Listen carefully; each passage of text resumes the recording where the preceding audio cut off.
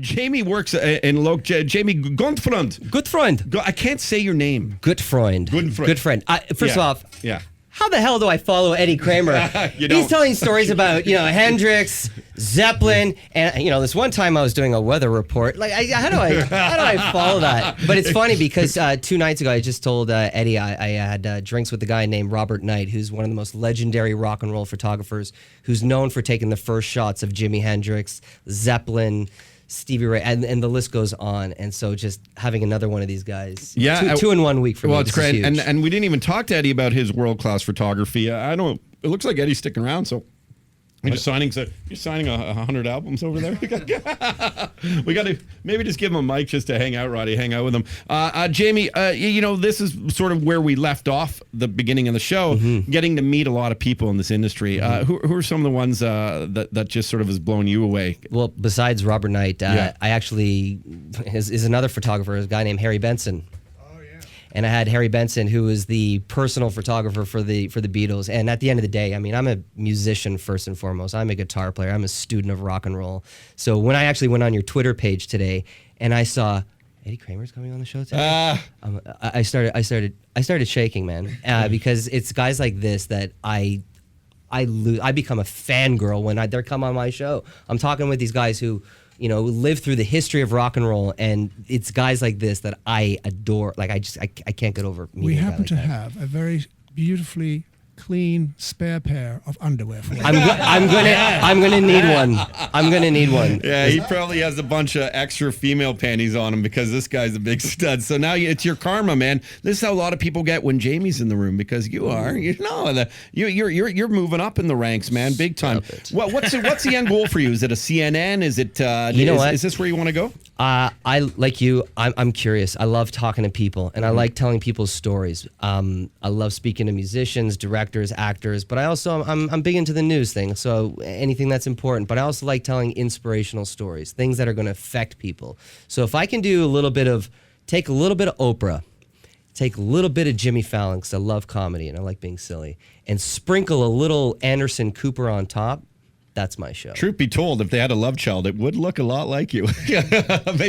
Speaking of children, you're having one, aren't you? Yeah, I'm 5 weeks away. So, my first ever thank you. I got a little present for you. Oh, come on. No, come on. Absolutely. And he calls me the Jewish George Clooney, so I got the menorah bag for you.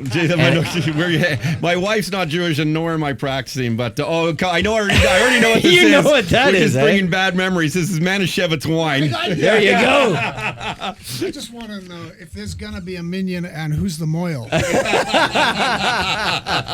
don't have enough, I don't think. No, we do. No, we're a few away. Yeah. It is the Sabbath. It is Friday. You know what's nice about this is we're not allowed drinking, not alcohol in the SiriusXM studios. We're not allowed anything without a twist off. Manischewitz wine is not a corked wine, so I'm going to take a swig now, because I can do it right back up and not get in trouble. Just hang on a second here. Jay, ask Jamie a question while I drink. Jamie, Beret Priya Guffin. There you go. Jamie, tell me about that head of hair on you. It's the nicest.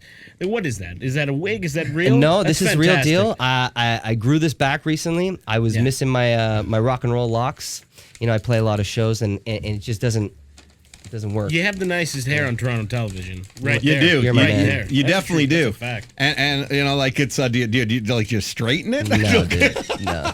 You touch it. That's so natural.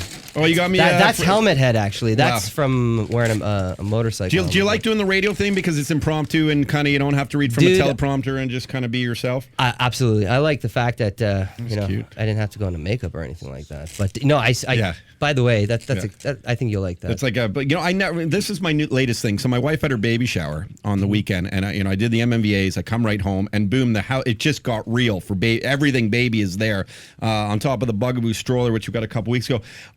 I thought to myself, why don't they make everything for babies, and why don't they make them for adults? Like they have this chair, you plug in your iPod, and it rocks to the beat of the whatever music they're listening to.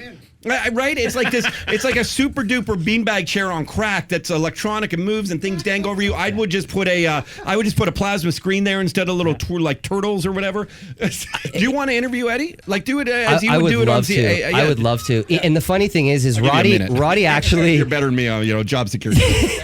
he asked the question that I was going to ask you. Yes, sir. Just because, you know, when you look back to '84 when Thriller came out, this is an album that rocked the world, and I think a lot of people knew it was groundbreaking. This was going to be, history was being made. Where back then, you weren't quite sure that history was being made. You knew Jimmy was special, but we didn't know. And in America, they didn't embrace him. Why do you think he had to go over to the UK to really to do his thing? That he wasn't. Why wasn't America accepting what he was doing?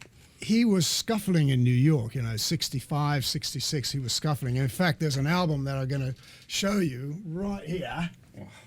This one here, it says, "You can't use my name," or in America, "You can't use my name."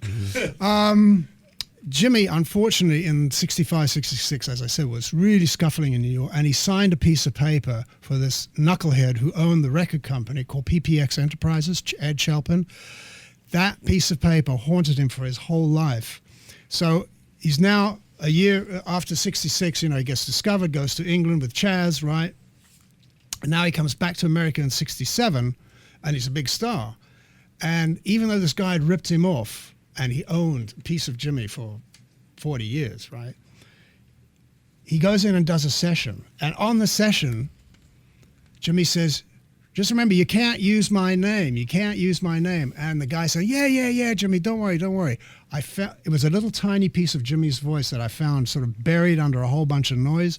And you can actually hear him saying to this guy, "You can't use my," and that's what the title of this is. We found all the original tapes and restored this. This is the latest release.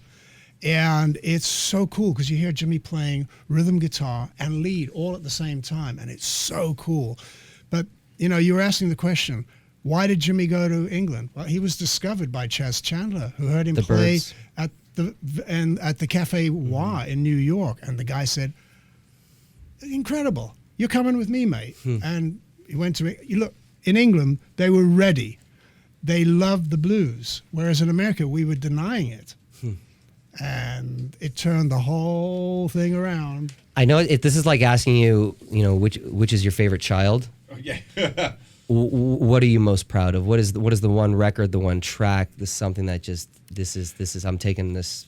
I will say that the whole body of work obviously it's hard to break it apart, but if I had to pick one song as my personal favorite, I would say Little Wing, because it sums up all of that beauty and sensitivity that Jimmy had and has, not only in the playing but in the writing and then in the performance of the vocal. It's so gorgeous. And then when it comes to the solo, blah, when you heard Stevie Ray's version, very good version, but nothing really is as good obviously. as that one time.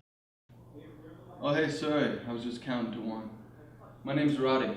Make sure you subscribe to our YouTube channel, because it's so much fun. You'll have a great time there.